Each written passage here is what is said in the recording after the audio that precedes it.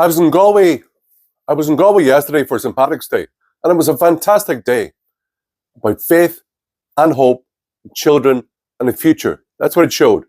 Instead of this, what's St. Patrick's Day become now under official Ireland, under the Irish establishment? It's not about St. Patrick, not about Christian faith.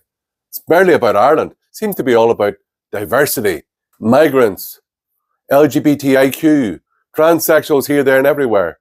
A celebration of anything and everything except who we are as a people and what has brought us through the last millennium and a half, the continuity of the Irish nation, which became Christian under St. Patrick and continued as a Christian and a Gaelic nation ever since.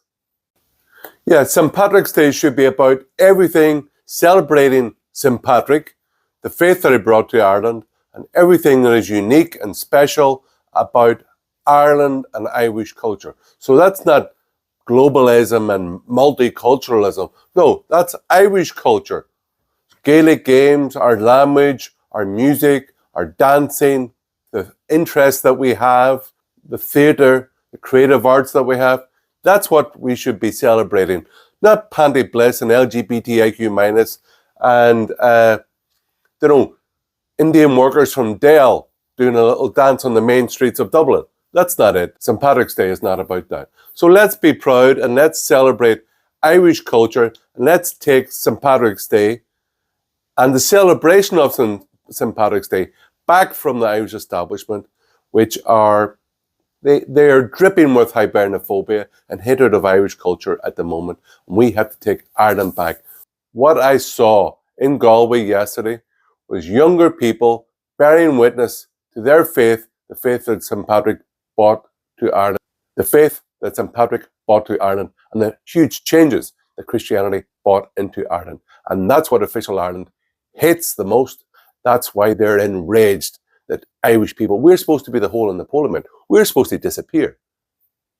But what those young people there, they're young people getting married, having large families, and they're giving Ireland children, because they have faith and hope, they're giving Ireland children and giving Ireland a future. That's why the Irish Freedom Party are in favour, just like as they have in Hungary already, of giving help to young couples to get married and have children, that they can give the good of children to the Irish nation, to the Irish state.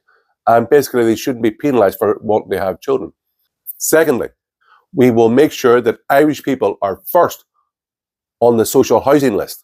We've had enough of Paddy last. I can give you 5 examples here now, how people, Irish people, are always treated as Paddy last by the Irish state. And those days are over with an Irish Freedom Party.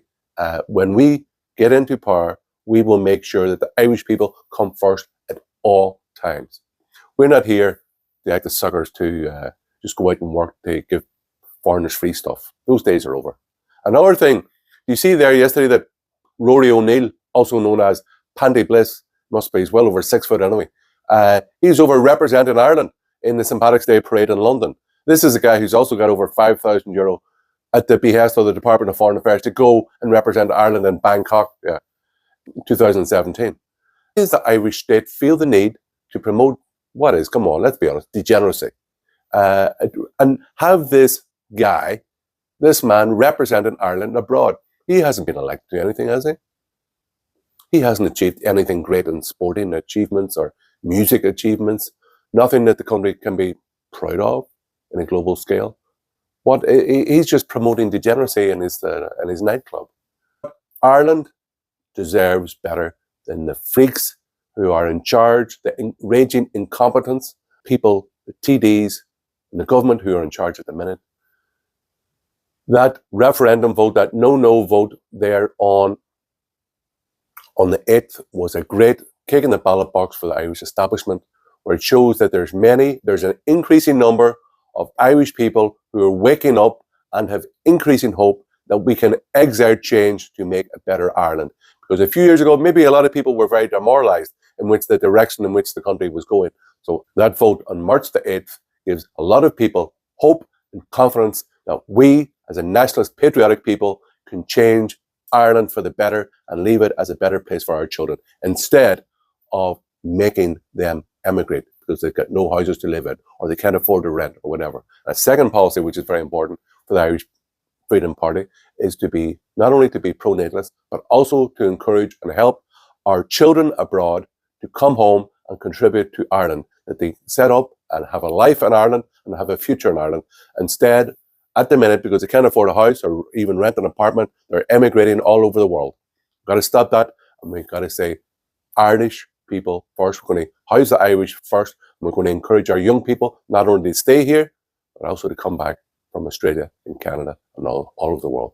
So that's kind of a lesson I took from St. Patrick's Day there yesterday, and it's one of hope, confidence in the future, and that we can change the ship of state around to make Ireland a better place for ourselves and our children in the near future. So over and out from myself, Herman Kelly, President of the Irish Freedom Party. Gura Magatsa.